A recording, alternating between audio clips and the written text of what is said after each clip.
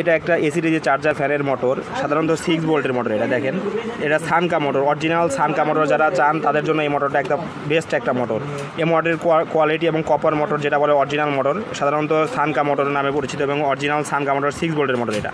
তো এই মোটরটার সাধারণত 6 ভোল্টে চলে। তো কীভাবে কত স্পিড কীরকম আমরা 6 ভোল্টে দিয়ে দেখায় দিতেছে দেখেন।